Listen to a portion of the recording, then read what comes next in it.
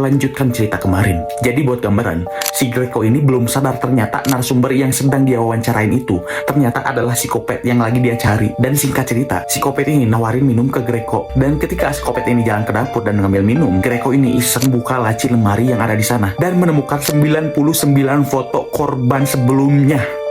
Fuck. Nah, tiba-tiba si Greco dari belakang itu dihantarnya oleh psikopat ini, cok. Lalu Greco ini dibawa dan disekap ke ruangan yang dimana di situ juga ada korban lainnya, yaitu Snaf 100 dan Snaf 101. Dan adegan yang paling fucked up pun dimulai. Dan si Greco ini dikasih nama Snaf 102.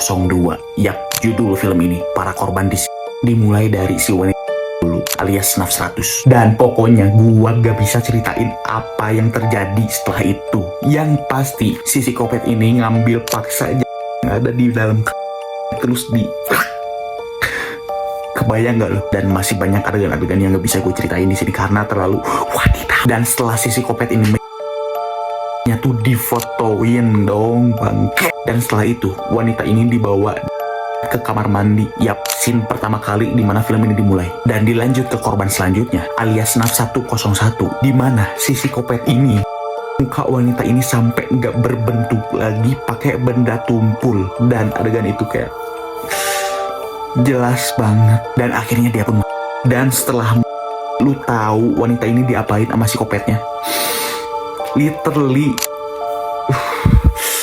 nekrofilia. Fuck. Dan ternyata selama itu terjadi, Greco ternyata diam-diam ngelepasin ikatan-ikatan yang ada di tubuhnya dan berusaha untuk melarikan diri. Dan akhirnya ketika si psikopat ini lengah, si Greco ini lari. Bagus. Dan pas kabur, Greco ini menuju kamar mandi yang dimana Snaf 100 alias wanita tadi itu disimpan di sana. Dan lu tahu wanita itu masih hidup.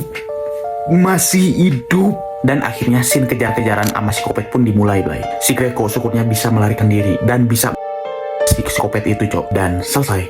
Begitu.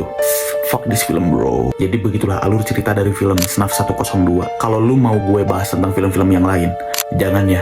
Udah mual gue.